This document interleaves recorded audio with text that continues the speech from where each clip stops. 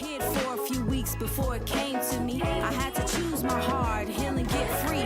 She said life's easy, pain comes with living. Surround myself with everything God's given. It's time to change my routine, create a new scene that feels like an unreachable dream. Good morning, everyone. Happy Friday to you all. Thank you for watching yet again another episode of Mentally How Are You? I'm your host, Neena Lock, here to discuss all things mental healing. We are back and here to honor and explore the importance of World Suicide Prevention Month. I'd like to start by explaining if you or anyone you know has been struggling with suicidal thoughts or thoughts of self-harm, please dial or call 988 and be connected to a counselor who will provide immediate assistance.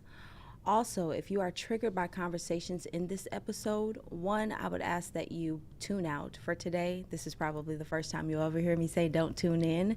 But if you feel like you're triggered by the conversation of suicide at all, then I would say that this is an episode for you to sit out on and take some time and process before you watch this episode. It's not that it's going to be bleak or terrible information. It's just that sometimes hearing about it can also trigger individuals who've already struggled with these thoughts. So this will be one to sit out on. And if that is the case, again, please call 988 or talk with a trusted source to discuss what triggered you and why.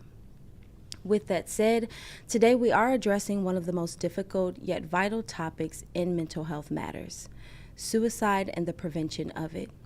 Please note that discussing these thoughts does not plant the idea.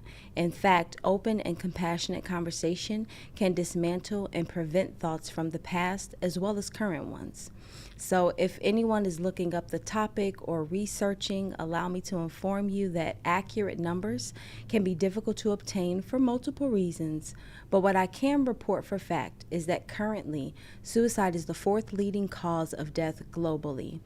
And I know that some may be thinking, well, the fourth leading cause, at least it's not first or second, but I'm saying globally, everyone. So that's a large number, and I mean, it shouldn't be rated anywhere, right? If we're being honest, our goal is so that it's not rated at all, but it's the fourth leading cause in the globe.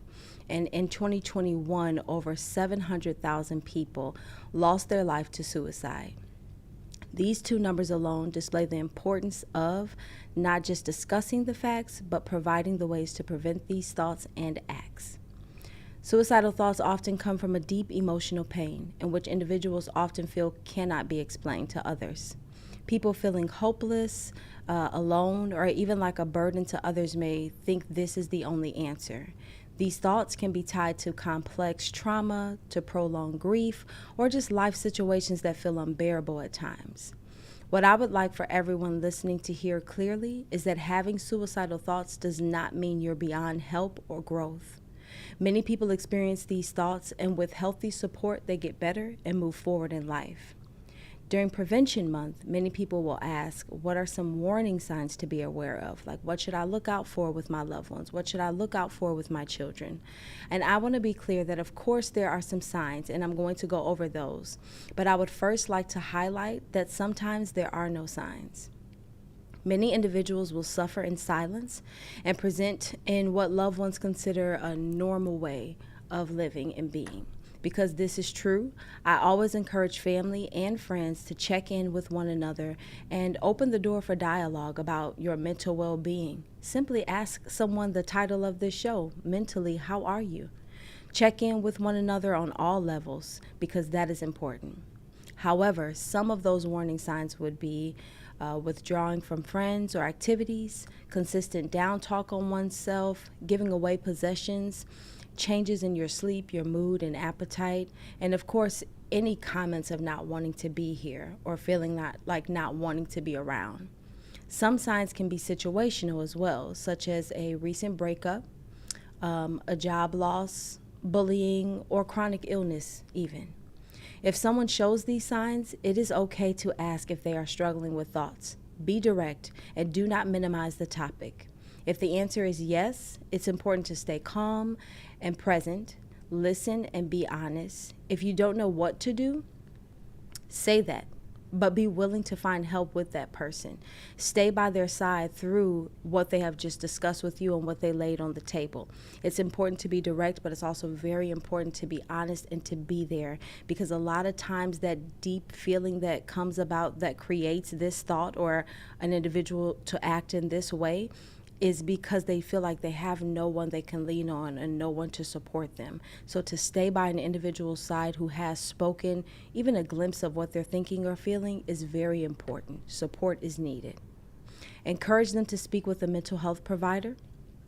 If they are in immediate danger, don't leave them alone. Call a crisis line like 988 or even 911. And remember, you don't need to have all the answers. Just be willing to listen and support during the next steps. Oftentimes, individuals will speak out and say what has bothered them. They'll say what's going on and what they're thinking. They may make a comment like, I don't want to be here. I feel like I don't need to be here. And what happens is that somebody sits with them for, just a certain amount of time. Maybe you can stay with them for a day, but then you have to move on to your life, which is understandable. But then that individual does not go and seek the services that are needed. So when I say be with them during the steps, I mean literally check in, be their accountability partner and say, hey, did you make an appointment with that counselor? Did you go to this group? Did you see that person and talk to them? Check in and make sure that they're following through, because that's important as well, because sometimes even taking the steps to getting help can be very difficult to get to. The core message for this month is that suicide is preventable and healing is possible. Be sure to connect to protect. This means be willing to listen and encouraging others, promoting hope like positive self-talk and actions, being an accountability partner like I just said, and spreading educational information or resources that you actually receive from a trusted source. Now moving forward, let's discuss the clinical understanding of suicidal thoughts in pop psych versus clinical psychology. One myth that I've heard individuals speak on is that if someone feels that way, they will tell me or I will notice the difference right away. This may be the scariest thought of them all. Everyone is different, and there is sometimes no one clear sign of someone having suicidal thoughts. Often, the individuals whom are high performing or have no visible shift in life are the ones struggling the most. This is why it's important to have the conversations and check in to be sure. This conversation is very important to me, guys, because this is one of the reasons why I formed and created Mentally How Are You? For individuals who just cannot speak out and say anything, to those individuals who are high functioning and high performing, and they just don't know where to go and get the help that they need, a show like this could even help. So even if you feel uncomfortable with engaging and having the conversation with your loved one or with a friend or with somebody that you just met even, you could say something like, hey, check out this show that you can watch, and maybe you can use some of the resources from it. It's the entire reason for Mentally How Are You? Because there are individuals who struggle and, like I said, suffer in silence. And it takes somebody stepping out and providing just one thing, one conversation, and then that will help out. So the myth of you, if somebody feels that way, then they'll just say it to you, is completely not true. That's just not the case. Another thing I've heard is that talking about it will put it in someone's mind. Let me just be very bold and say that if the thought is there, then it's there. It is not because you ask about it. What I will say to those who worry about this possibility is to be sure your discussion on the topic focuses on the betterment of their health rather than going through details of the thoughts, the details of what they're thinking, what's coming to mind. Focus on what triggered this thinking and ways to advance through. That would be the more positive route to take instead of believing this myth. A third myth is that people who talk about suicide are just seeking attention. This is completely false. In fact, this to me is a dangerous myth, because anyone who is speaking on the topic is actually sharing what they need help with. Despite what you may feel about this discussion or this topic, it should always be taken seriously, because many people who have died of suicide have told someone at some point in their life. Even if they ask that person to keep it a secret, they've told someone and discussed it with someone. So anyone willing to speak it out loud, we use the term, and I think I've spoken on this before on the show, that we use that term and that phrase attention seeking in such a negative way, when really we should pay attention to it, right? Because that's kind of the point of it. If someone is telling you that they feel this way, you're right. They absolutely are seeking attention, but not in a negative way. They are seeking attention in a positive way by saying, hey, this is how I'm feeling. I don't know what to do with it, and I really would like somebody to assist me or help me. If everybody ignores it, then it defeats the purpose, and that's sometimes how we get to the point of not having someone here with us. So this myth, I have to completely break up, dismantle, remove. It's not the truth. If someone is saying this to you, take it very seriously, and then also have a discussion with that individual afterwards about how serious this statement is, and that, they should only say it if they're really feeling this way. But that third one, I need for everybody to pay attention to and kind of reverse how we're thinking about attention seeking. Another myth is that if someone is suicidal, they'll always feel that way. This is false because suicidal crises are often temporary and treatable. There's always a root cause that led to these thoughts that must be addressed, and that happens when somebody actually engages in clinical counseling or clinical therapy. So I think to encourage others, rather than believing this myth or engaging with this myth, it would be better to tell them to seek therapy, to seek out a counselor, sit with them while they find someone so that they can get to the root of why they're having these thoughts and these feelings. Another myth is that we can't prevent it. Now, while unpredictable at times, suicide can be prevented. One question, one hangout, one just saying, I love you, one, can I help? One, I'll sit with you during this time, or just saying one, I'll listen. Just taking one step can be the difference in seeing someone for 1,000 more tomorrows rather than not having them today. This is where community, support, and educating on the topic comes in handy, because if we just follow through with doing one thing, taking one step, and not worrying about the next ones to come, just taking that one step of I'm here to help or I'm here to listen can be the difference. So this is not true. It is very much preventable. Individuals who struggle with these thoughts have received help throughout the nation, throughout the globe, and been able to talk with somebody and talk it through. Normally, when we get to the point of completion, it's because they didn't have anybody that they could talk to. It's because somebody didn't take the time out for that one step that was needed to get them to a healthy lifestyle and to growing.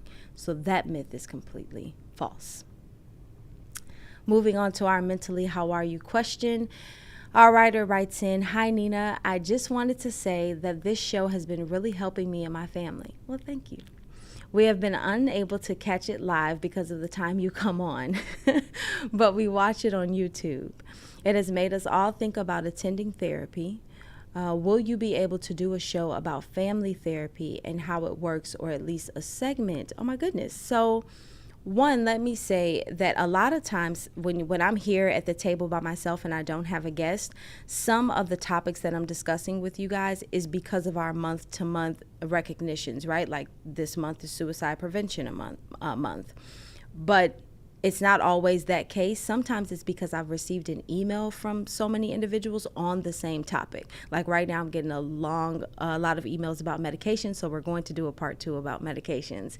But yes, if enough people wrote in about family therapy, I would do a show about family therapy. And because you're asking, why not? We'll get it together for my next sitting alone here at the table and talk about family and group therapy. I will say with family therapy, just to kind of give you a glimpse into it, a lot of times people get nervous about family therapy or group therapy, and I've heard a common concern that has come up is, well, one person will be focused on, or everybody won't be heard at the same time. One, this is where getting into the specialties of choosing a counselor comes in handy. So for example, there are specific therapists and counselors who specialize in family therapy or group therapy. And the reason I'm saying the two, I know your question is about family therapy, but I'm saying the two interchangeably because they're very similar. They mirror each other actually, except for with family therapy, you're more interactive with the group members because you guys are connected and coming in for a common goal with each other versus the same topic. But with family therapy, you want to find someone who specializes in it so that you don't have to go through any of the concerns or mishaps that can come up sometimes. There are specialists for this. Seeing a family therapist is very similar to doing individual work, right? Many family therapists will want to speak with each family member individually, see what their concerns are, what they want to discuss in the session, and what the goal is in their individual mind. Then they'll sit the entire family together and speak with the family about what is your goal, here together. What do you guys want to accomplish? What do you want to discuss? What are some concerns that you are having? What's the dynamics of this family? What's going good? What's going wrong? And after that's decided, then they'll allow for you guys to come in and either engage in activities or open discussion or structured discussion. So it's not difficult at all. In fact, I encourage individuals when they're scared about going to therapy altogether, I always encourage to try family therapy or group therapy first, because it can give you an open feel of how things are supposed to go. You're looking around the room, you'll see other people talking about the same things that you're thinking about and maybe just not saying out loud. You'll learn things about your family members that you didn't know, and the makeup of them and why they feel, act, and move the way that they do. And then you'll better understand how to build bonds and relationships with the individuals you are born into and connected with. So family therapy is great. If you and your family are thinking about it, I say go for it and complete the session, even if I haven't talked on it yet. But I absolutely will put together some form of a show about how family therapy goes. Maybe something similar to like how I did the way that an initial session goes. So we'll set up how family therapy goes. But it's pretty much what I just said. I can just break it down a little bit more. Either way, I'm glad that you and your family watch. I'm glad that you guys participate. And I think I always tell every family that I run into that watches the show to watch the show together, right? And then discuss what I've talked about on the episodes. I don't think there's anything that's unrelatable from any show that we've aired thus far. So speak with your family members together about these topics. Today will be a great topic of discussion to use to check in with family members, friends, and loved ones to say, hey, I was watching Mentally How Are You? I just learned that it is Suicide Prevention Month. And I just want to check in with anybody and see, have you guys ever had any of these thoughts? Have you ever struggled with any of these things? And you'll be surprised about, how honest people will be sometimes. So watch the show together and go over this content. I think that would be great, but I appreciate you for being a listener. Today and for the rest of the month, I will be sure to link all resources and support services available to those struggling with suicidal thoughts on each episode. But what I want everybody to remember from this episode is that you can call or text 988 anytime in the U.S. to connect with a trained crisis counselor and discuss any thoughts that you're having, but especially any suicidal thoughts. Or you can text TALK, TALK, all caps, to 741-741 to connect with a crisis counselor now, today. For your wellness in 60 seconds, it is a simple grounding and mindfulness activity I want you to complete. This practice can help to manage stress and anxiety by redirecting your focus away from racing thoughts and into the present moment. Today, I want you to go for a color walk. Before you start, pick a color to focus on. You can choose a color you associate with a feeling, such as, by example, blue is always a color associated with calmness. It's meant to help you feel calm. So you can pick a color that will make you, feel a certain way, or just a random color. It can be your favorite color. It's up to you. But before you start walking, pick a color, decide what you're going to look for. When you start walking, walk at a relaxed, unhurried pace. Take your time. So this should be a walk that you're planning out where you don't have something to do behind it. You don't have a certain time where you got to hurry up and be done walking, or you don't have something you have to hurry up and get to. This is just a simple walk, nothing else attached to it before and after. So walk at a very relaxed and an unhurried pace. Allow your chosen color to guide your focus, letting yourself discover details you might normally overlook on a walk. Notice and observe, what you spot. When you spot something in your color, observe its shape, Go over its shade, think about its texture, pay attention to all the details. Pay attention to the walk that you're taking altogether. As you walk slowly, look at, oh, I've never paid attention to that porch. I didn't know that this person had their door painted this way. I never knew that these color flowers existed, right? The point is to pay attention to all details, but to look for your color. Try to involve your other senses as well to deepen the experience. So pay attention to the sounds you hear, to the feeling that comes about as you are walking. Pay attention to, just who's moving past you, how the wind is moving in your hair or all around you, any smells around you, right? And when you're done, take a moment to reflect on your walk. You can write in a journal about what you noticed and how you feel. But overall, you just want to take the time to ground yourself and to be mindful about what is around you instead of being caught up in all the hustle, the bustle of life and just not noticing things. This will, again, like I said, it will strike down intrusive thoughts, racing thoughts, and it'll help you just center yourself. So I'm encouraging everybody for your wellness in 60 seconds to take a color walk today. If you can't do it today, do it this weekend.